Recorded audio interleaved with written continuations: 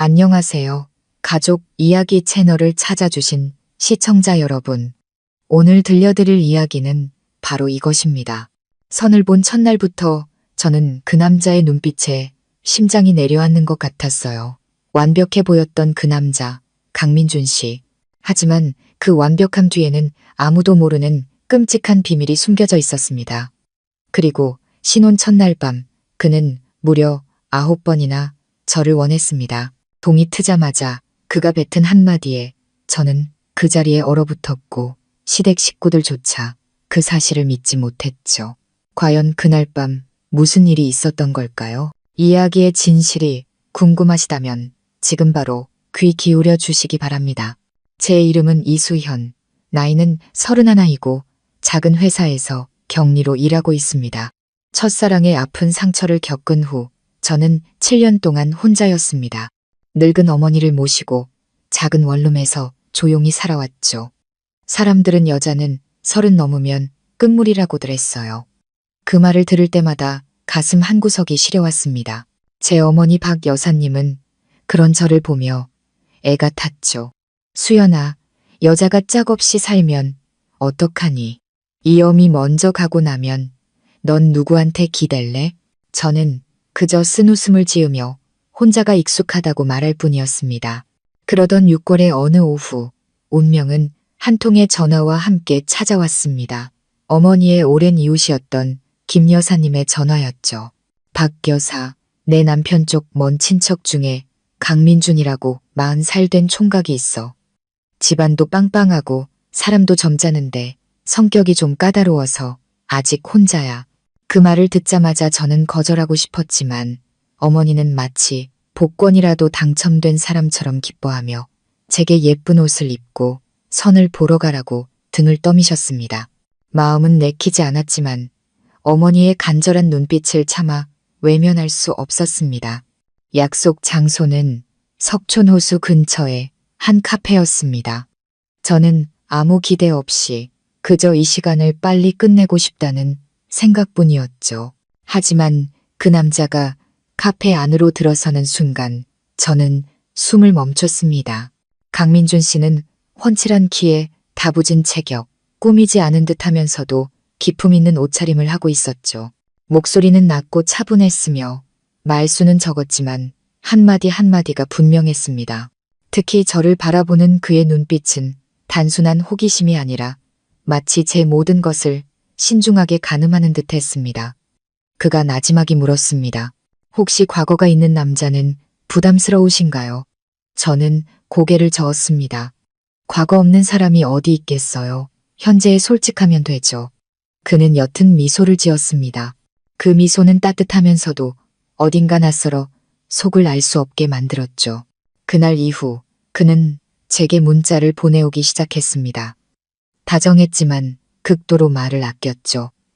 달콤한 말이나 애정 표현 대신 점심 먹었어요?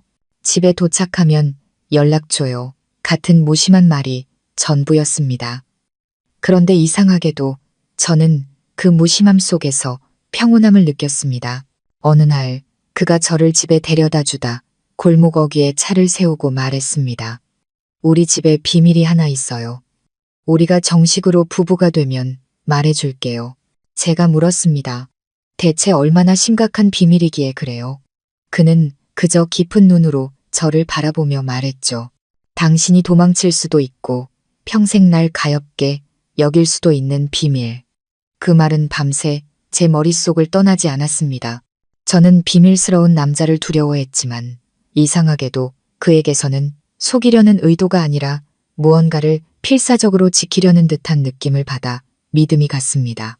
만난 지 석 달 만에 그는 청혼했습니다. 어머니는 기쁨의 눈물을 흘리시며 내 복이다. 능력 있고 좋은 사람이 너를 진심으로 아껴주잖니 라고 말씀하셨죠. 결혼식은 소박하지만 격식 있게 치러졌습니다.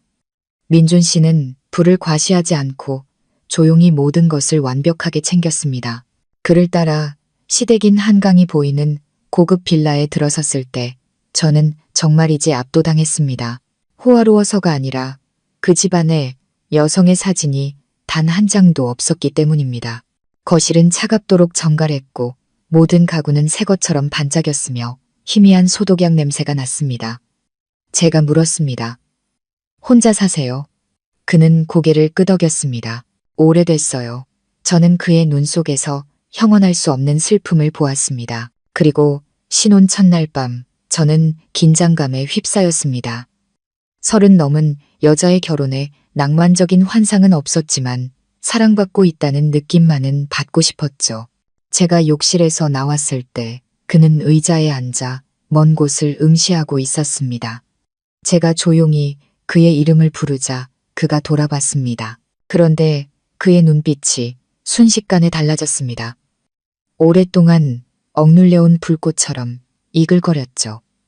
그는 제게 다가와 숨을 몰아쉬며 저를 거칠게 껴안았습니다. 제가 놀라 어쩔 줄 모르는 사이 그가 귓가에 속삭였습니다. 오늘이 처음이자 마지막일지도 몰라요. 제가 되물을 틈도 없이 그의 입술이 폭풍처럼 쏟아졌습니다. 그날 밤 그는 저를 정신 못 차리게 몰아붙였습니다. 한 번이 아니라 몇 번이고 반복해서 말이죠. 처음엔 결혼식 피로연에서 마신 술에 취한 줄 알았습니다. 하지만 9번째에 이르렀을 때 저는 똑똑히 보았습니다. 그의 눈빛은 더 이상 욕망이 아니었습니다. 마치 무언가에 쫓기듯 필사적으로 달려드는 사람 같았죠. 모든 것이 끝난 후 그는 땀으로 흠뻑 젖은 채 거친 숨을 몰아쉬며 미동도 없이 누워 있었습니다. 저는 걱정이 되어 물었죠. 많이 힘들어요? 그는 기묘한 눈빛으로 희미하게 웃었습니다. 있잖아요. 사람들이 나더러 병이 있대요. 저는 그 자리에 얼어붙었습니다. 무슨 병이요? 그는 벽 쪽으로 고개를 돌리며 갈라진 목소리로 말했습니다. 의사들은 내가 평생 여자를 가까이 할 수 없는 병에 걸렸다고 했어. 하지만 난 믿지 않아. 그들이 틀렸다는 걸 증명하고 싶었어. 저는 심장이 미친 듯이 뛰는 것을 느끼며 망연자실했습니다. 제게 다시 사랑을 믿게 해준 남자가 세상이 무너질 듯한 말을 하고 있었습니다. 그가 떨리는 손으로 제 손을 잡았습니다. 오늘 밤이 기적인지 악몽인지 모르겠어. 하지만 내일 아침에도 내가 당신 곁에 있다면 모든 걸 말해줄게. 만약 그렇지 않다면 내가 당신을 진심으로 사랑했다는 것만 믿어줘. 저는 숨을 죽였습니다. 마음이 실타래처럼 엉켜버렸죠.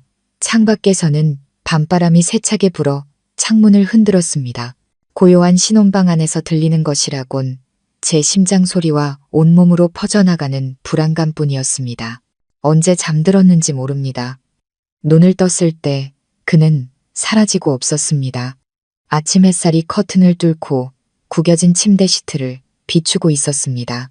텅 빈 방은 소름 끼치도록 고요했죠. 옆자리에 손을 뻗자 차가운 냉기만 느껴졌습니다. 탁자 위에는 물컵 옆에 접힌 쪽지 하나가 놓여 있었습니다. 민준 씨의 날렵한 글씨체였습니다. 급한 일이 생겨서 먼저 갑니다. 걱정 말고 곧 돌아올게요. 수연 씨, 나 찾지 말아요. 당신과 온전히 함께하기 전에 먼저 해결해야 할 일이 있어요. 심장이 쿵 내려앉았습니다. 어젯밤 아침이 되면 모든 걸 말해주겠다던 사람이었습니다. 그런데 지금은 이 무심한 몇 줄만 남기고 사라져 버렸죠. 저는 쪽지를 쥔 채 두려움에 휩싸였습니다. 이 집의 모든 것이 갑자기 낯설게 느껴졌습니다. 전화를 걸었지만 꺼져 있었고 중매를 서준 김 여사님께 전화하자 그녀 역시 머뭇거렸습니다. 그 사람, 민준 씨 말이야. 별일 없는 거지. 혹시 무슨 어리석은 짓이라도 한 건 아니겠지? 제가 다그치자 그녀는 한참 침묵하더니 작은 목소리로 말했습니다. 수연 씨, 사실 민준 씨 건강에 문제가 좀 있어. 근데 자세한 건 아무도 몰라. 전 부인이 죽은 뒤로 거의 사람들과 교류를 끊고 살았거든. 저는 그 자리에 얼어붙었습니다. 결혼한 적이 있었어요. 김 여사님은 한숨을 쉬었습니다. 응, 하지만 그 부인이 죽은 지 벌써 10년이야. 그때부터 사람이 완전히 변해서 마음의 문을 닫고 살았대. 무슨 말 못할 병이 있다던데. 전화를 끊자 머릿속이 아찔했습니다. 그가 말한 병이 농담이 아니었던 겁니다. 하지만 생각할수록 이상했습니다. 결혼했던 남자가 평생 여자를 가까이 할 수 없다면서 어떻게 신혼 첫날 밤에 9번이나 관계를 요구할 수 있었을까요? 점심때쯤 저는 단서를 찾기 위해 집안을 돌아다녔습니다. 모든 방은 사람이 살지 않은 것처럼 깨끗했지만 복도 끝에 방 하나만은 굳게 잠겨 있었습니다. 짙은 색의 나무문 손잡이에는 출입 금지라고 적힌 작은 종이가 붙어 있었죠. 저는 호기심에 이끌려 문고리에 손을 대려던 순간 등 뒤에서 들려온 목소리에 소스라치게 놀랐습니다. 누구십니까? 돌아보니 50대 정도로 보이는 흰 셔츠에 임 집사라는 명찰을 단 남자가 서 있었습니다. 그는 의심 가득한 눈으로 저를 쳐다봤습니다. 저는 더듬거리며 말했죠. 저는 강민준 씨 아내입니다. 임 집사의 눈에 놀라움과 함께 슬픔이 스쳤습니다. 새 사모님이셨군요. 제가 고개를 끄덕이자 그는 한참 침묵하더니 말했습니다. 도련님께는 아무런 언질도 받지 못했습니다. 죄송하지만 그 방에서는 멀리 떨어져 주십시오. 예전에 좋지 않은 일이 있었던 곳입니다. 제가 캐물었지만 그는 고개를 저으며 나지막이 말했습니다. 제 말을 믿으십시오. 알아서 고통만 따르는 비밀도 있는 법입니다. 저는 할 말을 잃었습니다. 살면서 미신 같은 건 믿지 않았지만 임 집사의 갈라진 목소리와 침울한 눈빛은 제 등골을 서늘하게 만들었습니다. 그날 오후 저는 짐을 챙기면서도 마음이 불안했습니다. 어머니에게서 전화가 왔습니다. 우리 딸 잘 지내. 사위는 잘해주고. 저는 눈물을 삼키며 네, 그 사람은 지금 출장 중이에요 라고 말했습니다. 어머니를 걱정시켜드릴 순 없었죠. 밤이 깊어지고 저는 거실에 앉아 시계가 1시간 지나는 것을 쳐다봤습니다. 저를 그토록 설레게 했던 남자가 이렇게 흔적도 없이 사라질 수 있다는 사실이 믿기지 않았습니다. 시계가 자정을 가리킬 때쯤 위층에서 달칵하는 소리가 들렸습니다. 아주 작은 소리였지만 심장을 뛰게 하기엔 충분했죠. 저는 삐걱거리는 계단을 한 칸 올랐습니다. 소리는 잠겨있던 그 방에서 나고 있었습니다. 문에 귀를 대자 느릿한 발걸음 소리가 들리다 이내 멈췄습니다. 제가 조용히 불렀습니다. 민준 씨, 거기 있어요? 대답은 없었지만 방 안에 누군가 있다는 것을 분명히 느낄 수 있었죠. 떨리는 손으로 문고리를 돌렸습니다. 문은 잠겨 있지 않았습니다. 문을 열자 짙은 어둠과 함께 독한 양냄새가 코를 찔렀습니다. 방구석에는 흰 천으로 덮인 커다란 액자가 있었습니다. 제가 천을 걷어내자 놀랍게도 저와 너무나도 닮은 젊은 여자의 얼굴이 나타났습니다. 액자 아래에는 윤서아 1987, 2015라고 적혀 있었죠. 저는 그 자리에 얼어붙었습니다. 바로 그때 등 뒤에서 숨소리가 들렸습니다. 돌아보니 민준 씨였습니다. 그의 얼굴은 핏기 없이 창백했고 잠 못 이룬 눈은 붉게 충혈되어 있었습니다. 그는 분노와 절망이 뒤섞인 표정으로 서 있었습니다. 누가 여기 들어오라고 했어? 제가 떨며 말했습니다. 전 그냥 이분이 누구인지 알고 싶었을 뿐이에요. 그가 다가와 차가운 목소리로 말했습니다. 내가 사랑했던 사람이야. 그리고 내가 죽게 만든 사람이지. 저는 뒷걸음질 쳤습니다. 심장이 조여드는 것 같았죠. 그가 제 어깨를 강하게 움켜쥐며 떨리는 목소리로 말했습니다. 알아, 내가 여자를 만질 때마다 머릿속에서 그 여자의 울음소리가 들려. 의사는 그걸 죄책감으로 인한 강박증이라고 하더군. 그래서 난 누구도 가까이 할 수 없다고. 그런데 어젯밤 당신을 봤을 때 그녀가 돌아온 줄 알았어. 당신은 무서울 정도로 그녀와 닮았으니까. 저는 아무 말도 할 수 없었습니다. 모든 것이 분명해지는 동시에 끔찍한 혼란에 빠졌습니다. 그는 저를 놓고 의자에 주저앉으며 두 손으로 머리를 감쌌습니다. 어젯밤이 현실이었는지 꿈이었는지 모르겠어. 난 그저 내가 아직 평범한 사람인지 시험해보고 싶었을 뿐이야. 저는 그 자리에 못 박힌 듯 서 있었습니다. 그의 한마디 한마디가 칼날처럼 제 심장을 파고들었죠. 절 사랑하긴 했어요. 그가 고개를 들었습니다. 그의 눈에는 고통이 가득했습니다. 확신할 수 없어. 하지만 한 가지 확실한 건 당신은 나 같은 사람과 얽히면 안 된다는 거야. 내 곁에 있을수록 고통스러워질 뿐이야. 그 말을 마친 그는 도망치듯 방을 뛰쳐나갔습니다. 문이 쾅 닫히고 저는 그 자리에 주저앉아 눈물을 쏟았습니다. 그날 밤 저는 잠들지 못했습니다. 내가 그녀를 죽게 만들었다는 그의 말이 귓가에 맴돌았죠. 대체 어떻게, 그리고 왜 그는 자신이 결혼한 여자를 필사적으로 피하려는 걸까요? 다음 날 아침 임 집사가 차를 가져왔습니다. 그는 제 눈을 피했죠. 제가 단도직입적으로 물었습니다. 무슨 일이 있었는지 알고 계시죠? 그는 가볍게 한숨을 쉬며 무겁게 입을 열었습니다. 서아 아가씨, 도련님의 전 부인께서는 바로 저 방에서 돌아가셨습니다. 10년이 지났지만 도련님은 아직도 자신을 용서하지 못하고 계시죠. 듣기로는 그날이 두 분의 신혼 첫날 밤이었다고 합니다. 등골을 타고 차가운 기운이 흘렀습니다. 임 집사는 조용히 고개를 끄덕였습니다. 도련님은 자신이 아가씨를 죽게 만들었다고 믿고 계십니다. 저는 식어버린 찻잔 옆에 멍하니 앉아 있었습니다. 임 집사의 말이 머릿속에서 계속 울렸습니다. 도련님은 자신이 아가씨를 죽게 만들었다고 믿고 계십니다. 한 여자를 너무 사랑한 나머지 10년간 차가운 집에서 스스로를 고문하며 살아온 남자. 그는 대체 얼마나 끔찍한 일을 겪었던 걸까요? 저는 서아라는 여자의 사진을 바라보았습니다. 동정심과 두려움이 동시에 밀려왔죠. 그녀의 얼굴은 참 온화했지만 눈빛에는 슬픔과 원망, 참아하지 못한 말이 담겨 있는 듯 했습니다. 제가 임 집사에게 물었습니다. 서아 씨는 어떻게 돌아가셨나요? 임 집사는 주위를 살피더니 목소리를 낮췄습니다. 10년 전 결혼식 바로 다음 날 아침 사람들이 침대 위에서 싸늘하게 식어있는 아가씨를 발견했습니다. 옆에는 도련님이 정신을 잃고 쓰러져 계셨고요.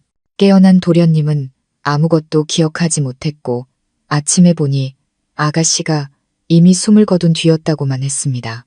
의사는 심장 쇼크라고 했지만 아무도 그 원인을 알지 못했죠. 그때부터 도련님은 완전히 다른 사람이 되셨습니다. 저는 망연자실했습니다. 신혼 첫날 밤의 죽음, 그리고 10년간 죄인처럼 살아온 남자. 아무도 조사를 하지 않았나요?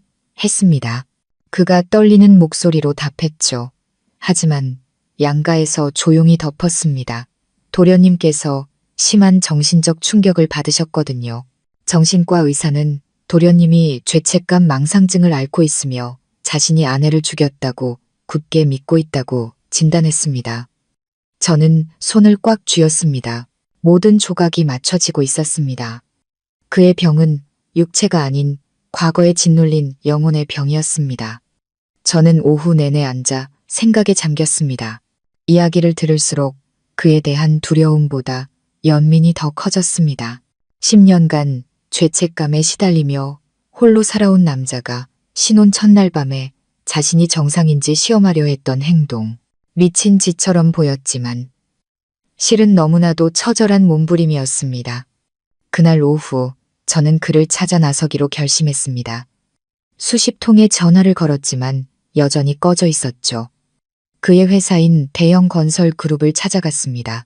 제가 강민준 씨의 아내라고 소개하자 비서는 놀란 표정을 지었습니다. 강 이사님은 오늘 휴가이신데요. 아침 일찍 지방으로 떠나셨습니다. 저는 그 자리에 얼어붙었습니다. 마음이 돌덩이처럼 무거워졌죠. 집으로 돌아오는 길, 비가 내리기 시작했습니다. 저는 빗속을 천천히 걸으며 다정하게 함께 걷는 연인들을 보았습니다. 저도 모르게 눈물이 흘렀죠. 저는 그가 도망쳤다고 믿지 않았습니다. 그 역시 이해할 수 없는 자신의 고통으로부터 도망치고 있는 것이라고 믿었습니다. 하지만 저는 진실을 알아야만 했습니다. 집에 도착하니 임 집사가 출입 금지방 앞에 서 있었습니다. 저를 보더니 피하려 했지만 제가 그를 막아섰습니다. 집사님, 더는 못 참겠어요.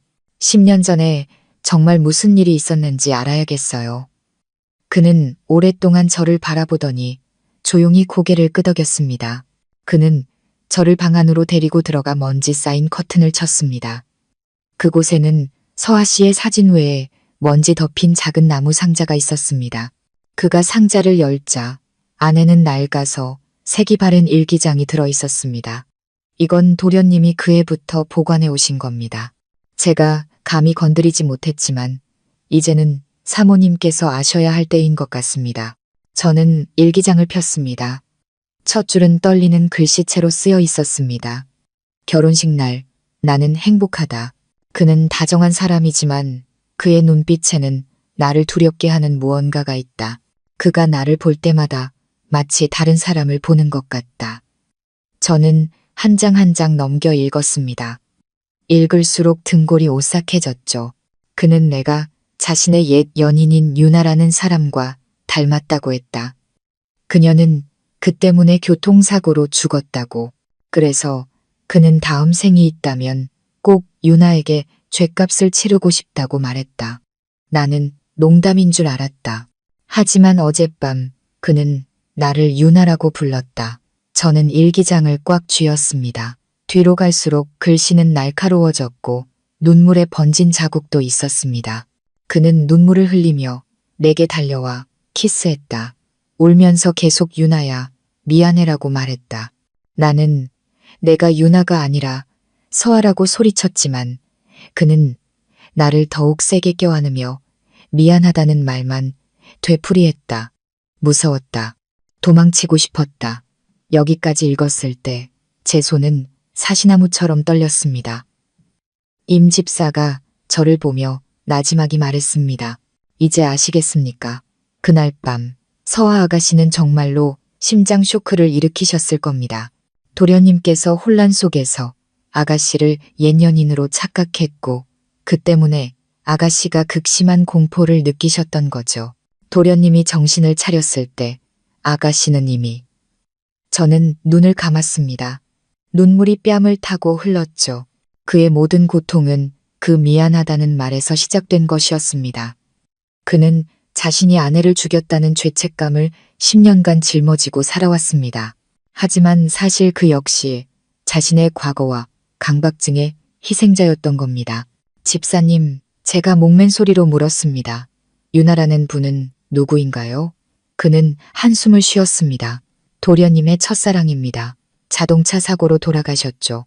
두 분이 여행을 가던 중 차가 조종 불능 상태가 되어 절벽 아래로 떨어졌습니다. 도련님은 기적적으로 살아남으셨지만 유나 아가씨는 그 자리에서 도련님은 평생 자신을 자책하며 살아오셨습니다. 저는 그 자리에 주저앉았습니다. 두 여자, 두 번의 죽음, 그리고 죄책감에 갇힌 한 남자. 그리고 그들과 기이할 정도로 닮은 세 번째 여자인 나. 저 역시 이 운명의 굴레에 빨려 들어가고 있는 걸까요? 그날 밤 저는 잠을 이룰 수 없었습니다. 일기장의 마지막 문장을 다시 펼쳐보았습니다. 만약 내게 무슨 일이 생긴다면 부디 그 사람을 용서해 주세요. 그 사람은 고의가 아니었으니까요. 저는 일기장을 덮었습니다. 가슴이 찢어지는 듯한 고통이 밀려왔죠. 서아 씨는 용서 속에서 떠났지만 민준 씨는 영원히 죄책감 속에 남겨졌습니다. 다음 날 아침 저는 무슨 수를 써서라도 그를 찾아야겠다고 결심했습니다. 그의 책상 서랍에 예비 자동차 키가 있다는 것이 생각났습니다. 서랍을 뒤지자 작게 접힌 쪽지가 나왔습니다. 만약 당신이 이 글을 읽는다면 나는 모든 것이 시작된 곳으로 떠난 후일 거야. 따라오지 마. 그곳에서 나와 유나는 함께 죽었어. 단 한 사람만 구조되었을 뿐. 저는 즉시 그곳이 사고가 났던 강원도의 산길이라는 것을 알아차렸습니다. 더 이상 지체할 수 없었습니다. 저는 길을 나서 가장 빠른 강원도행 버스에 몸을 실었습니다. 마음속에는 오직 한 가지 생각뿐이었습니다. 너무 늦기 전에 그를 구해야 한다. 안개가 자욱한 저녁, 바람이 소나무 사이를 스치며 울부짖었습니다. 저는 굽이진 산길 위에 서서 아득한 절벽 아래를 내려다보았습니다. 심장이 떨렸고 바람 소리는 누군가의 흐느낌처럼 들렸죠. 저 멀리 민준 씨의 익숙한 검은색 차가 절벽 가장자리에 서 있었습니다. 제가 소리쳤습니다. 민준 씨, 제발 그러지 마요. 차 문이 열리고 그가 비틀거리며 걸어 나왔습니다. 그의 얼굴은 창백했고 눈빛은 텅 비어 있었습니다. 그는 저를 보고 희미하게 웃었습니다. 정말 왔네. 미쳤어요. 여길 왜 와요? 그는 침묵하더니 절벽 아래를 내려다보았습니다. 여기가 내가 사랑하는 사람을 죽인 곳이야. 내가 가지지 말았어야 할 목숨을 돌려줘야 해. 저는 달려가 그의 손을 굳게 잡고 눈물을 흘리며 외쳤습니다. 당신은 아무도 죽이지 않았어요. 그 사람들은 이미 당신을 용서했다고요. 그리고 여기 내가 있잖아요. 들려요? 그는 잠시 멈칫하더니 뺨 위로 눈물 한 방울이 흘러내렸습니다. 그 순간 저는 그의 눈에서 더 이상 절망이 아니라 10년간 족쇄처럼 그를 올감했던 깊은 고통이 풀려나는 것을 보았습니다. 그가 나지막이 말했습니다. 만약 가능하다면 당신이 나를 다시 찾게 도와줘. 강원도 산 정상의 바람은 살을 내는 듯 매서웠습니다. 저는 민준 씨의 손을 놓지 않았습니다. 단 1초라도 방심하면 그가 미친 듯이 울부짖는 바람처럼 절벽 아래로 몸을 던질 것만 같았기 때문이죠. 그가 고개를 숙이며 갈라진 목소리로 말했습니다. 수현 씨, 당신은 이해 못해. 지난 10년 동안 밤마다 유나의 목소리가 들렸어. 내가 자기를 버려두고 온 저 아래로 내려오라고. 목이 맨 저는 눈물을 흘리며 말했습니다. 그건 유나 씨가 아니에요. 민준 씨. 그건 당신의 죄책감일 뿐이에요. 죽은 사람은 남은 사람이 더 이상 고통받길 원치 않아요. 그가 고개를 들어 저를 바라봤습니다. 붉게 충혈된 눈에 길 잃은 아이 같은 혼란이 서려 있었죠. 당신. 꼭 서아처럼 말하네. 죽기 전에 서아도 똑같이 말했어. 저는 그의 손을 더욱 꽉 쥐며 떨리는 목소리로 말했습니다. 서아 씨를 믿는다면 제 말도 들어주세요. 그녀는 당신을 용서했고 당신이 계속 살아가길 바라는 마음으로 일기장까지 남겼어요. 당신은 죄인이 아니에요. 스스로 만든 죄책감의 감옥에 갇혀 있을 뿐이라고요. 그는 오랫동안 말이 없었습니다. 바람이 그의 외투를 세차게 흔들었고 잿빛 하늘은 온 세상을 짓누르는 듯 무거웠습니다. 마침내 그가 그 자리에 주저앉았습니다. 그의 어깨가 가늘게 떨렸죠. 저는 그의 옆에 무릎을 꿇고 그를 끌어안았습니다. 10년간 억눌러 왔던 울음이 터져 나오는 소리를 들었습니다. 우리는 해가 저물 때까지 절벽 가장자리에 앉아 있었습니다. 제가 그를 부축해 차에 태웠을 때 그는 아무 말도 하지 않았습니다. 그저 누우면 사라져버릴 것처럼 제 손을 꽉 쥐고만 있었죠. 집으로 돌아오는 길, 차는 짙은 안개 속을 뚫고 달렸습니다. 제가 창문을 살짝 열어 차가운 공기를 들이마셨습니다. 갑자기 강한 바람이 불어 그의 목에 있던 스카프가 밖으로 날아갔습니다. 그가 놀라 급브레이크를 밟았고 차는 비틀거렸습니다. 제가 소리쳤죠. 조심해요. 차는 뒷바퀴가 거의 허공에 뜬 채 절벽 가장자리에 아슬아슬하게 멈춰섰습니다. 저는 가슴을 쓸어내리며 밖을 보다가 문득 안개 속에서 하얀 원피스를 입은 여자의 뒷모습을 보았습니다. 그녀의 긴 머리는 흠뻑 젖어 있었고 바람에 나부끼고 있었죠. 저는 몸이 굳어 더듬거렸습니다. 저기 보여요? 민준 씨가 제가 가리키는 곳을 보고 눈을 크게 떴습니다. 유나야. 그가 문을 열고 뛰쳐나가려 하자 제가 그를 붙잡았습니다. 안 돼요, 민준 씨. 저건 유나 씨가 아니에요. 하지만 그는 제 손을 뿌리치고 하얀 그림자를 향해 달려갔습니다. 저도 그를 뒤쫓았지만 안개가 너무 짙어 그의 모습이 희미하게 보일 뿐이었죠. 그는 유나야, 나 여기 있어. 내가 잘못했어. 라고 외치며 달렸습니다. 갑자기 비명소리가 들리더니 모든 것이 조용해졌습니다. 저는 공포에 질려 그쪽으로 달려갔습니다. 그는 비탈길에서 미끄러져 떨어졌지만 다행히 덤불에 걸려 절벽 아래로는 추락하지 않았습니다. 저도 굴러내려가 그의 손을 잡고 간신히 그를 끌어올렸습니다. 둘 다 상처투성이가 된 채 헐떡거렸죠. 그가 고개를 들었을 때 눈물이 뺨을 타고 흘러내렸습니다. 당신 말이 맞았어. 아무도 없었어. 그냥 환상이었을 뿐이야. 저는 떨면서 그를 꽉 껴안았습니다. 더 이상 과거에 끌려다니지 마요. 죽은 사람들은 편히 쉬게 해주고 산 사람은 살아야죠. 그는 제 어깨에 고개를 묻고 오랫동안 침묵했습니다. 그 순간 저는 그를 10년간 올감했던 끈이 조금은 풀리기 시작했다는 것을 알 수 있었습니다. 사흘 후 우리는 서울로 돌아왔습니다. 민준 씨는 제 권유에 따라 심리치료를 받기로 했습니다. 과거에 그를 치료했던 김 박사님은 저를 동정 어린 눈으로 바라보며 말했습니다. 상태가 호전되는 듯 했지만 곁에 아무도 없었기에 재발했습니다. 수현 씨가 처음으로 그를 다시 이곳으로 오게 한 사람입니다. 첫 상담 시간. 그는 의사 맞은편에 앉아 두 손을 깍지 낀 채 시선을 피했습니다. 의사가 부드럽게 물었습니다. 민준 씨, 사고가 났던 그날 밤을 정확히 기억하십니까? 그는 한참 침묵하더니 작게 고개를 끄덕였습니다. 유나와 강원도로 여행을 갔어요. 돌아오는 길에 차가 통제 불능이 됐고 그녀는 그 자리에서 죽었습니다. 저는 병원에서 깨어났고요. 사람들은 브레이크 고장이라고 했지만 저는 알아요. 그날 저는 술에 취해 있었고 제가 원인이었어요. 의사가 기록하며 다시 물었습니다. 그럼 전 부인 서아 씨는요? 그분도 당신 때문에 돌아가셨다고 생각하십니까? 그는 주먹을 꽉 쥐었고 눈이 붉어졌습니다. 그녀는 유나와 너무 닮았어요. 저는 현실과 환상을 구분하지 못했죠. 유나에게 용서받는 줄 알았는데 결국 또 다른 사람에게 상처를 주고 말았어요. 그들을 따라 죽고 싶었지만 그럴 수조차 없었습니다. 그 말을 듣는 순간 저는 눈물을 참을 수 없었습니다. 의사가 저를 보며 말했습니다. 수현 씨, 이제부터 수현 씨가 그를 현실로 돌아오게 도와주셔야 합니다.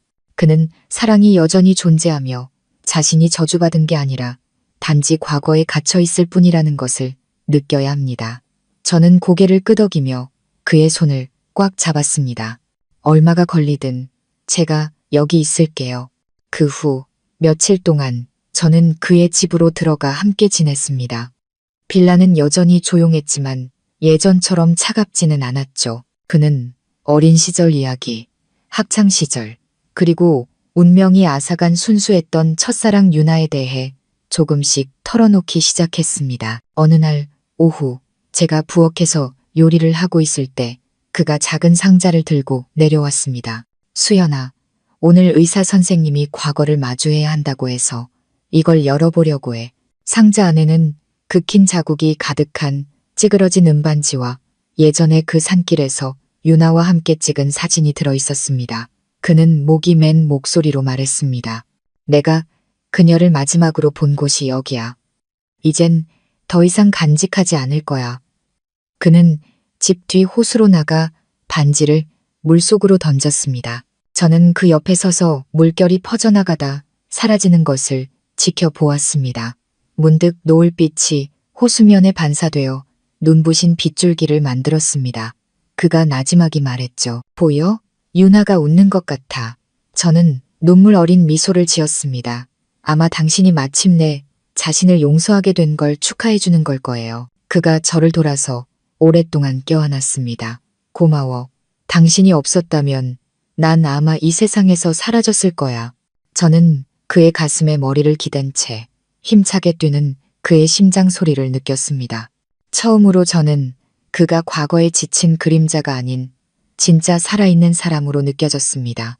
하지만 제가 고개를 들었을 때 그의 시선은 문득 대문 쪽을 향했습니다. 저도 그를 따라 돌아보았죠. 낯익은 실루엣의 한 여자가 서서 무언가 말하려는 듯한 눈빛으로 우리를 보고 있었습니다. 그가 천천히 저를 놓고 그쪽으로 걸어갔지만 여자는 그저 미소를 짓더니 저녁 노을 속으로 몸을 돌려 사라졌습니다. 저는 그가 그것을 보았다는 것을, 그리고 우리 둘 다 그것이 유령이 아니라 마지막 작별 인사였다는 것을 이해했습니다. 그날 밤 그는 새 노트에 글을 썼습니다. 오늘 나는 과거를 호수 밑바닥에 묻었다. 나를 다시 사람으로 되돌려준 당신, 수연에게 감사한다. 저는 그 글을 읽고 미소 지었습니다. 차갑기만 했던 이 집에 마침내 사람의 온기가 돌기 시작한 것입니다. 하지만 저는 직감했습니다. 모든 것이 여기서 끝나지 않았다는 것을. 저 호수 밑에는 던져진 반지만 있는 것이 아닐지도 모른다는 불길한 예감이 들었기 때문입니다. 다음 날 아침, 하늘은 이상할 정도로 맑았습니다. 햇살이 나뭇가지를 뚫고 집 뒤 호수면에 부서지며 은가루처럼 반짝였죠.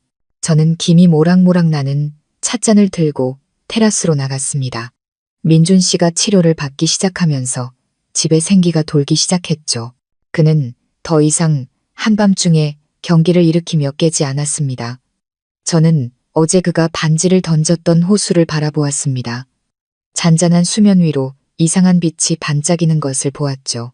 눈을 가늘게 뜨자 무언가 물가에 떠 있는 것이 보였습니다. 몸을 숙여 조심스럽게 건져 올린 저는 믿을 수가 없었습니다. 민준 씨가 던졌던 바로 그 은반지였습니다. 그런데 반지에는 작게 말린 종이 조각 같은 것이 끼워져 있었습니다. 떨리는 손으로 펼쳐보자 안에는 색이 바랜 사진 조각이 들어 있었습니다. 한 여자의 얼굴 절반과 뒷면에 적힌 글씨가 희미하게 보였죠. 강원도에서의 마지막 날, 2015년. 저는 쏘스라치게 놀랐습니다. 그 해는 유나 씨가 죽은 해였습니다. 하지만 저를 경악하게 한 것은 사진 속 그녀 옆에 서 있는 사람이 민준 씨가 아니라는 사실이었습니다. 심장이 미친 듯이 뛰었습니다.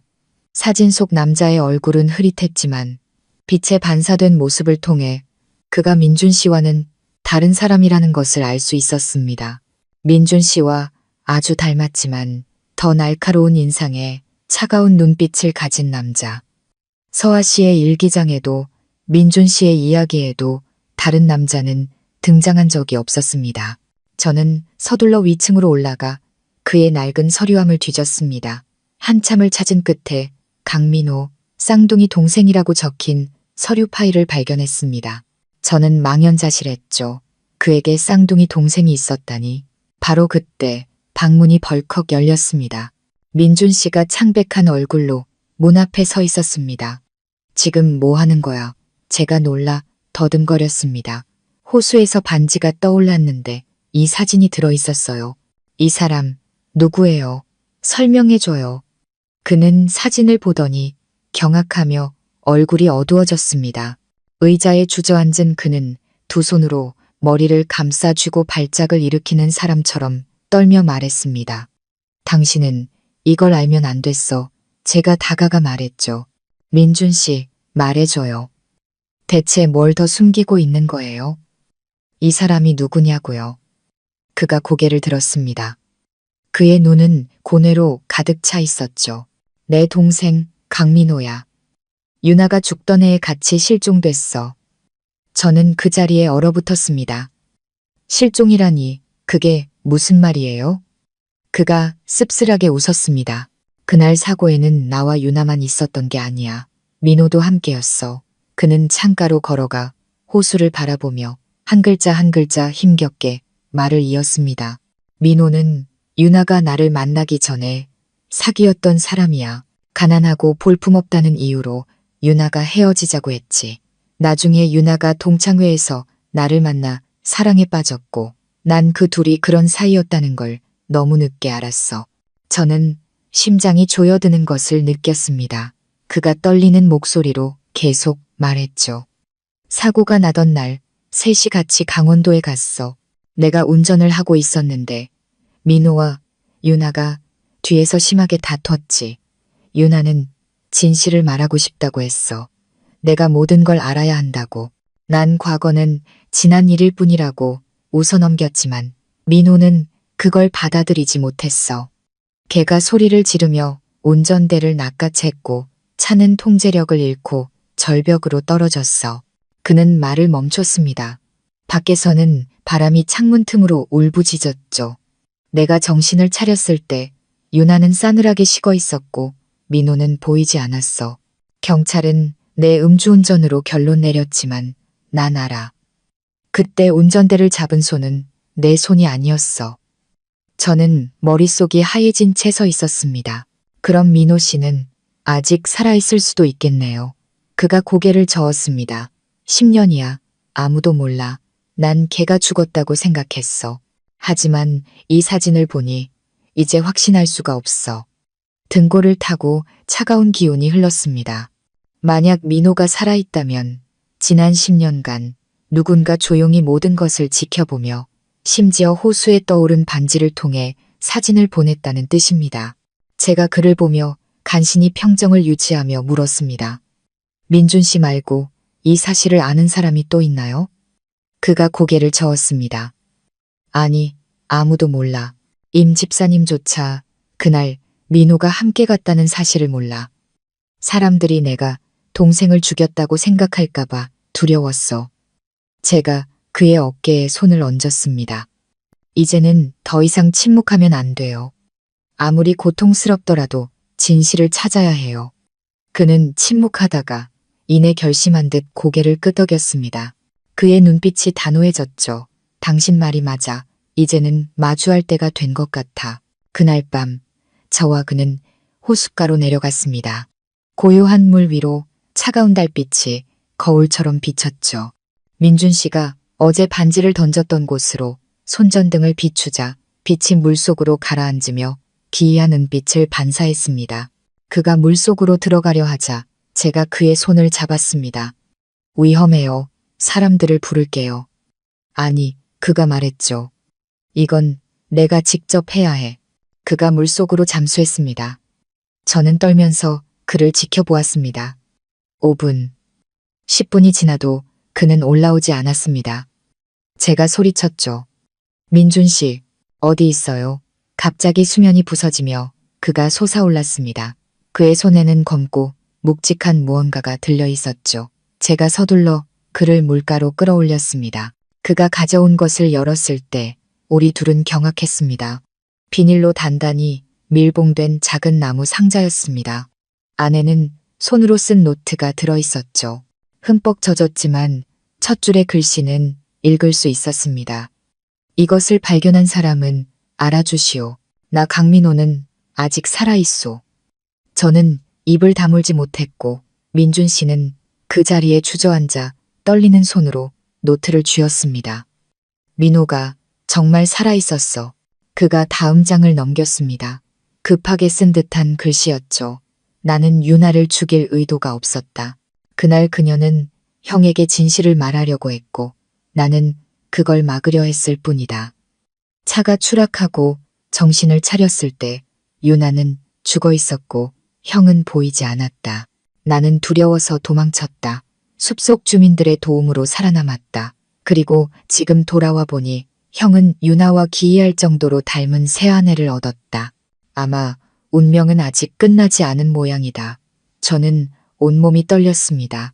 글자 하나하나가 칼날처럼 심장에 박혔죠. 이 남자, 민호는 살아있었고 우리를 지켜보고 있었습니다. 민준 씨는 입술을 깨물며 목맨 소리로 말했습니다. 10년 동안 살아있으면서 돌아오지 않았어. 우리를 지켜봤다는 건 아직 나를 증오하고 있다는 뜻이야. 저는 주위를 둘러보았습니다. 달빛 아래 흔들리는 나뭇가지 그림자가 마치 누군가 서서 우리를 조용히 지켜보는 것 같았습니다. 제가 속삭였죠. 민준 씨, 민호 씨가 정말 살아있다면 대체 어디에 있을까요? 그가 호수를 바라보며 잠긴 목소리로 말했습니다. 아마 바로 이 근처에. 바람이 불어 호수면의 물결이 일었습니다. 달빛 사이로 저는 버드나무 뒤에 서서 조용히 우리를 바라보다 어둠 속으로 사라지는 한 남자의 그림자를 본 것 같았습니다. 그날 밤 저는 한숨도 잘 수 없었습니다. 버드나무 뒤에 서 있던 남자의 형상이 악몽처럼 머릿속을 맴돌았죠. 옆을 보니 민준 씨는 옆으로 누워 있었습니다. 달빛이 그의 야윈 얼굴을 비추었고 눈은 감겨 있었지만 손에는 민호의 노트를 꽉 쥐고 있었죠. 새벽 3시쯤 아래층 부엌에서 문이 살짝 열리는 소리가 들렸습니다. 저는 벌떡 일어나 달려내려갔습니다. 민준 씨가 외투를 입고 문 앞에 서 있었습니다. 그의 얼굴은 굳어 있었죠. 이 시간에 어딜 가요? 제가 다그치자 그가 돌아보며 갈라진 목소리로 말했습니다. 걔를 만나야겠어. 제가 그의 손을 잡았습니다. 안 돼요. 지금 민호 씨가 어떤 사람인지 알 수 없어요. 당신을 해치려 할지도 몰라요. 그는 지친 눈빛이었지만 단호하게 고개를 저었습니다. 너무 오래 도망쳤어. 살아있다면 마주해야 해. 나를 증오한다면 받아들일 거야. 제가 막을 틈도 없이 그는 차를 몰고 어둠 속으로 사라졌습니다. 저는 급히 옷을 걸치고 택시를 잡아 그를 뒤쫓았습니다. 길은 안개, 자욱한 호숫가로 이어졌습니다. 그의 차는 어부들이 사용하던 낡은 나무, 오두막 앞에 멈춰 섰습니다. 그는 차에서 내려 굳게 닫힌 문을 향해 천천히 다가갔습니다. 그의 손이 떨리는 것이 보였죠. 끼익 소리와 함께 문이 열리고 희미한 등유, 등불빛이 새어 나왔습니다. 등불은 등을 돌리고 앉아있는 한 남자의 마른 어깨와 헝클어진 머리, 해진 옷을 비추고 있었죠. 민준 씨가 조용히 불렀습니다. 민호야, 형이야. 남자는 돌아보지 않은 채 웃는 건지 우는 건지 모를 갈라진 목소리로 말했습니다. 10년 만이네. 드디어 왔구나. 여기 오는 길을 잊어버린 줄 알았는데.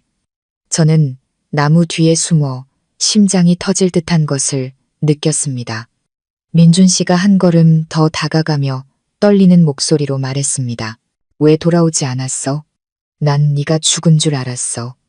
남자가 일어서서 돌아섰습니다. 흔들리는 등불 아래 저는 숨을 죽였습니다. 그의 얼굴은 민준 씨와 똑 닮았지만 깊게 팬 눈과 목에 긴 흉터가 달랐습니다. 돌아와? 민호가 마른 웃음을 터뜨렸습니다. 돌아와서 뭘 해? 내 인생을 대신 살면서 원래 내 것이었어야 할 모든 걸 누리는 형을 보라고? 무슨 소리야? 민준 씨는 망연자실했죠. 민호가 한 글자 힘주어 말했습니다. 유나, 그 여자는 원래 내 사람이었어. 형이 나한테서 빼앗아 가놓고 결국 형 손에서 비참하게 죽게 만들었잖아. 민준 씨가 고개를 저었습니다. 아니야, 민호야. 그건 사고였어. 사고? 민호가 비웃으며 뒤틀린 목소리로 말했습니다. 운전대는 내가 잡았지만 차가 통제력을 잃게 만든 건 형이었어. 공기는 숨 막힐 듯 무거워졌습니다.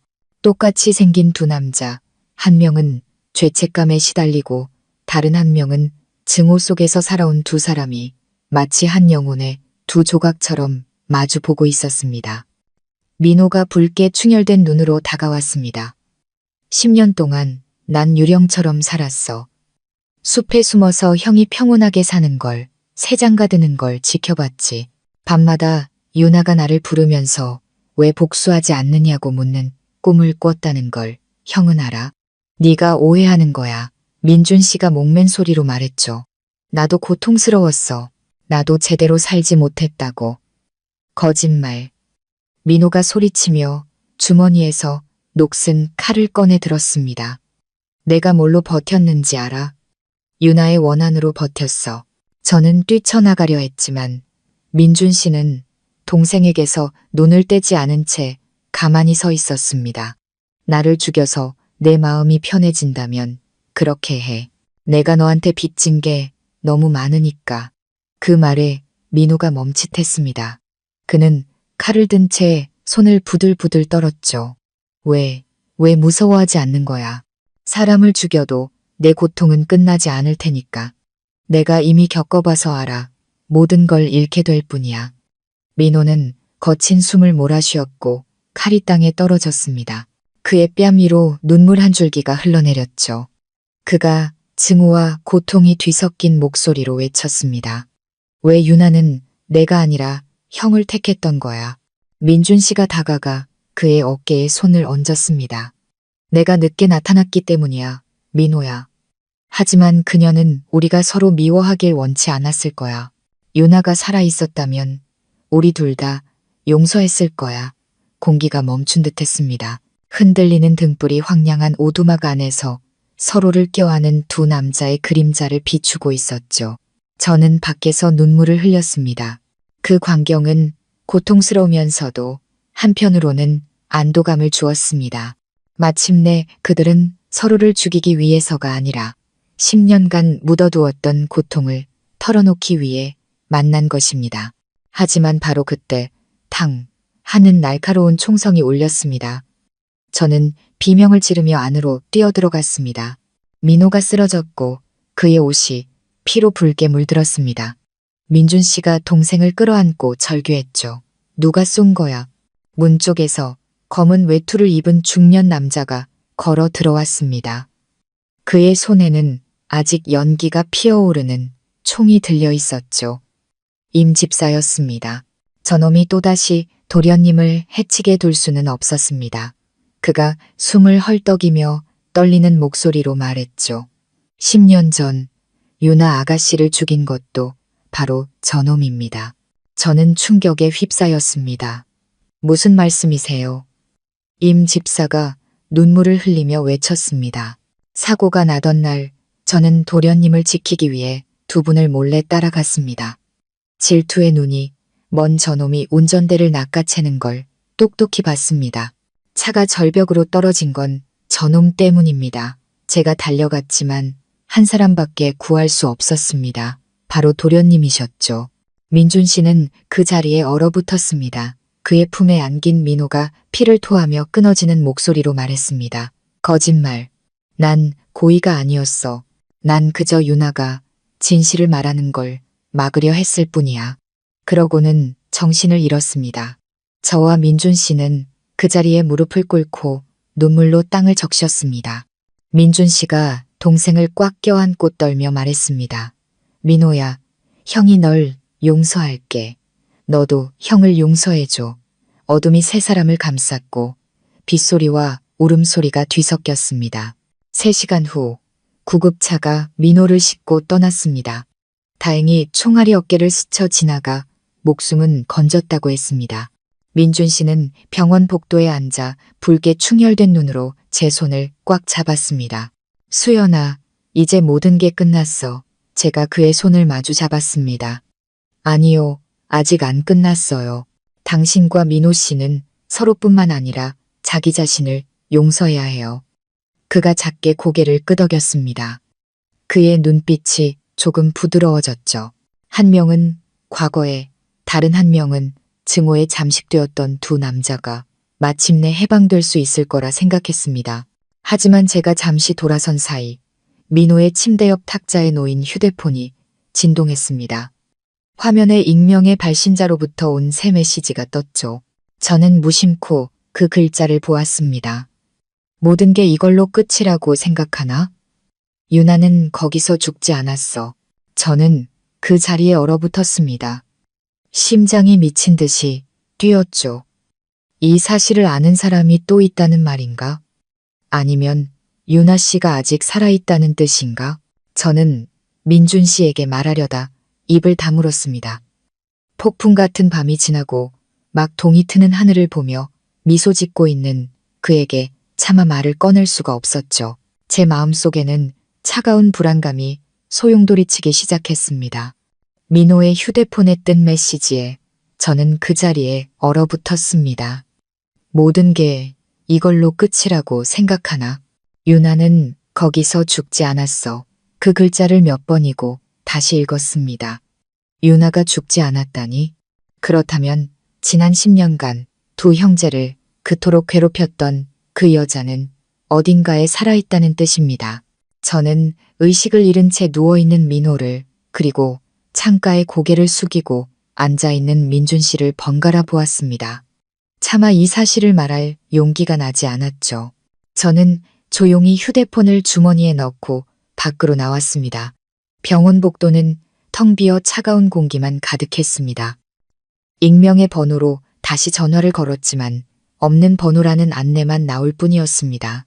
메시지를 받은 지 5분도 채 지나지 않았는데 어떻게 번호가 사라질 수 있을까요? 제가 병실로 돌아왔을 때 민준 씨가 고개를 들었습니다. 어디 갔다 와? 아, 물 좀 마시러요. 저는 가볍게 떨리는 목소리로 거짓말을 했습니다. 그는 지친 눈으로 고개를 끄덕였죠. 의사가 그러는데 민호가 몇 시간 안에 깨어날 수도 있대. 모든 걸 털어놓고 마음이 편해졌으면 좋겠어. 저는 침묵했습니다. 머릿속이 복잡했죠. 만약 유나가 정말 살아있다면 지난 10년간 우리가 믿어왔던 모든 것, 죽음, 죄책감, 징벌, 거대한 연극에 불과합니다. 대체 누가, 무슨 목적으로 이런 일을 꾸민 걸까요? 그날 오후 민호가 깨어났습니다. 그는 희미한 눈으로 형을 알아보았죠. 민준 씨가 그의 손을 잡았습니다. 민호야, 형이야. 민호는 주변을 둘러보며 물었습니다. 나 아직 살아있는 거야? 민준 씨는 목이 메어 말했습니다. 이제 괜찮아. 다 끝났어. 아무도 널 원망하지 않아. 민호가 저를 보며 갈라진 목소리로 물었습니다. 유나는 어디 있어?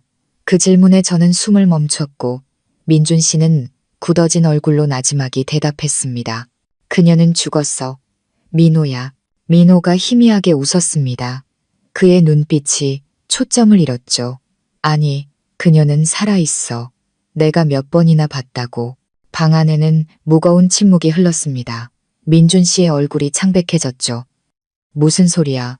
민호는 가쁜 숨을 몰아쉬며 힘겹게 말했습니다. 숲에서 정신을 차리고 몇 달 뒤 유나를 봤어. 짧게 자른 머리를 하고 나타나서 돈 몇 푼을 쥐어주며 모든 걸 잊으라고 말하고는 사라졌지. 처음엔 환각인 줄 알았어. 형이 결혼했다는 소식을 듣기 전까지는 그때 알았지. 그녀가 어딘가에서 형을 지켜보고 있다는 걸. 민준 씨의 목소리가 떨렸습니다. 확실해. 닮은 사람이었을 수도 있잖아. 민호가 고개를 저었습니다. 아니, 틀림없어. 그녀 왼쪽 목에 작은 점이 있었어. 내가 착각할 리가 없어. 저와 민준 씨는 할 말을 잃고 서로를 바라보았습니다. 만약 민호의 말이 사실이라면 그날 사고에서 죽은 여자는 대체 누구란 말입니까? 사흘 후 민호가 퇴원하자 민준 씨는 모든 것이 시작된 강원도로 다시 가기로 결정했습니다. 저도 함께 따라 나섰죠. 그는 현장을 다시 확인하고 예전 사건 기록을 재조사해달라고 경찰에 요청하고 싶다고 했습니다. 차 안에서는 아무도 말을 하지 않았고 빗방울이 유리창을 두드리는 소리만 들렸습니다. 현지 경찰서에서 건네준 낡은 사건 파일을 넘기던 중 저는 소름 끼치는 내용을 발견했습니다. 2015년 기록에 여성 시신은 소지하고 있던 장신구와 옷을 통해 신원을 추정했으며 직계 가족의 확인 절차는 없었음이라고 적혀 있었습니다. 제가 민준 씨를 바라보았습니다.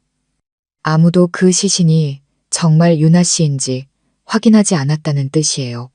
그는 말없이 책상 모서리를 꽉 쥐었습니다. 그렇다면 그녀가 자신의 죽음을 위장했을 수도 있겠군.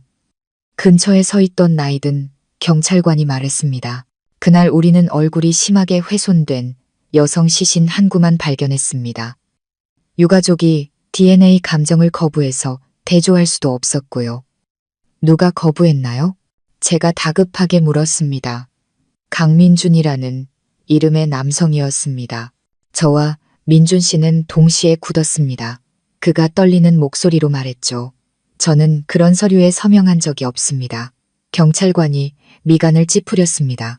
그렇다면 누군가 당신을 사칭했을 수도 있겠군요. 차가운 기운이 온몸을 훑고 지나갔습니다. 저는 얼마 전 버드나무 뒤에서 보았던 희미한 미소를 짓던 단발머리의 여자를 떠올렸습니다. 그때는 환각인 줄 알았지만 어쩌면 그녀가 진짜 유나였을지도 모릅니다. 강원도의 밤은 살을 애는 듯 추웠습니다.